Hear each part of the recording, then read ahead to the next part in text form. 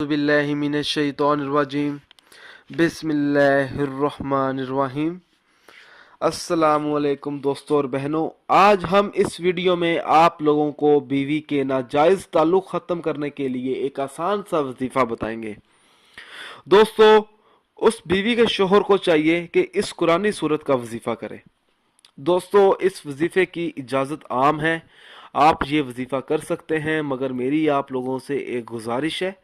दोस्तों, इस वजीफ़े को आप लोगों ने सिर्फ़ और सिर्फ अपने जायज़ मकसद के लिए इस्तेमाल करना है, नाजायज़ मकसद के लिए हरगिज़ इस्तेमाल नहीं करना, वरना कोई फ़ायदा नहीं होगा।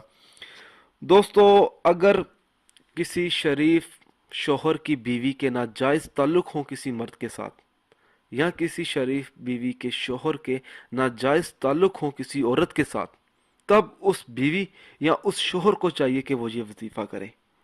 वजीफ़ा इस तरह से पढ़ना है: 7 दिन तक फजर की नमाज अदा करने के बाद 33 मरतबा सूरत रहमान पढ़नी है। अव्वल व आखिर 3-3 मरतबा दुरूद शरीफ भी पढ़नी है। तो इंशाअल्लाह ताला जब आप ये वजीफ़ा करेंगे, बीवी या शोहर हमेशा के लिए सीधी राह पर आ जाएंगे।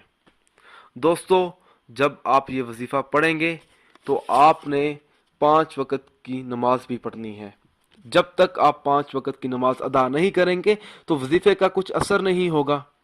दोस्तों, आप जब ये वजीफ़ा करेंगे तो इंशाअल्लाह ताला आपको कामयाबी भी मिलेगी, आपकी तमाम मुश्किलात भी आसान हो जाएंगी, जैसा कि रिज़्क़ की कमी, रिश्ते का मसला, घर के मसाइल। दोस्तों, ये जो छोटे छोटे वज़ाइफ मैं आप लोगों को बताता हूँ, ये छोटे छोटे वज़ाइफ आपकी ज़िंदगी की जो मुश्किलात होती हैं ये उनको आसान कर देते हैं।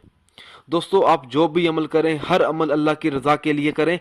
अगर अल्लाह ताला को आप खुश करेंगे तो इंशाअल्लाह ताला आपको कामयाबी भी ज़रूर मिलेगी इस वजीफ़े से।